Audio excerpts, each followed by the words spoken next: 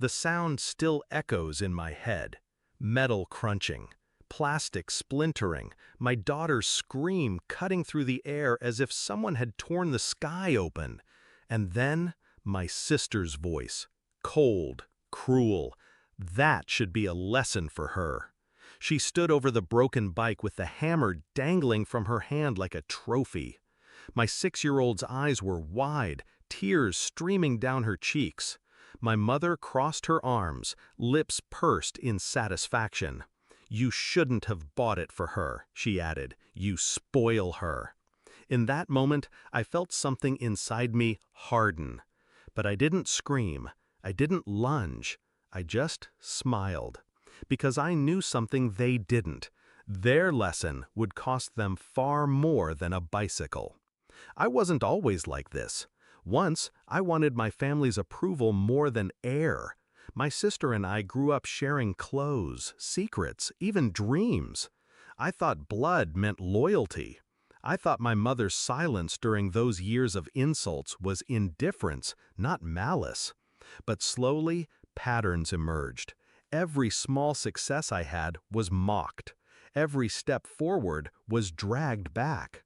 When I bought my daughter that bike, her first real taste of freedom, I should have known they'd find a way to poison it. Still, even knowing their nature, I didn't expect the hammer. It wasn't just about the bike. It was about control. They wanted me small, dependent, powerless. And my daughter? She was just collateral in their war. I knelt beside her, brushed her hair back, whispered, "Don't cry. Mommy's got this." Then I stood, faced my sister, and let the smile spread across my face. "You just gave me the evidence I needed," I said. Her face drained of color. My mother's arms loosened. For the first time, they looked unsure. They didn't know I had been preparing. Months before, I'd installed cameras around the house, silent witnesses to every sneer, every shove, every whispered scheme against me and my child. They thought their cruelty was invisible. They thought it lived only between walls, only in our memories. They were wrong. That day, the footage was crystal clear. My sister, hammer raised. My mother, complicit. My daughter, screaming. I didn't call the police that night. That would have been too easy, too public. I wanted something quieter, more surgical.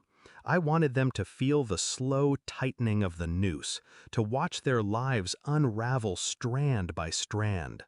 The next morning, I visited a lawyer.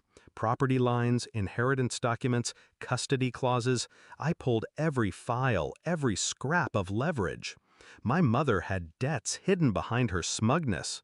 My sister's husband had no idea of the gambling addiction she funded with borrowed money from our parents' accounts. I fed the truth where it would hurt most. An anonymous tip to her husband. Copies of the videos sent to certain relatives who always doubted my side of the story. Screenshots delivered with perfect timing. I didn't raise my voice. I didn't lift a hand. I just set the pieces on the board and watched them move. The collapse came quicker than I expected. Her husband left within weeks, taking the kids with him. My mother, desperate to shield her favorite, tried to cover the financial holes, only to expose her own fraud in the process. Neighbors began whispering, relatives stopped calling, and every time my sister tried to blame me, people asked the same question.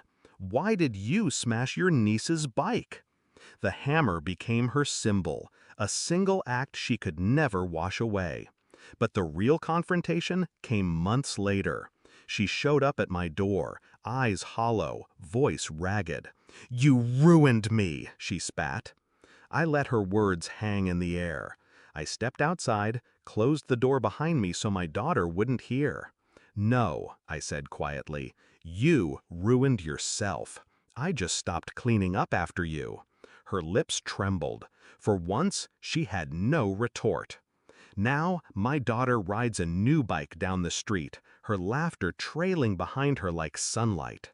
Every pedal forward is proof that I chose differently, that I broke the cycle they tried to chain me to. And when I think back to that day, when the hammer fell and their laughter burned, I don't feel anger anymore. I feel satisfaction. Because the truth is, revenge wasn't smashing something they loved. Revenge was showing them I didn't need them anymore. Revenge was letting their own cruelty consume them. They taught me a lesson that day, but not the one they intended. And I'll never forget the look on their faces when I smiled and said that one sentence. The sentence that turned their world upside down. You just gave me the evidence I needed.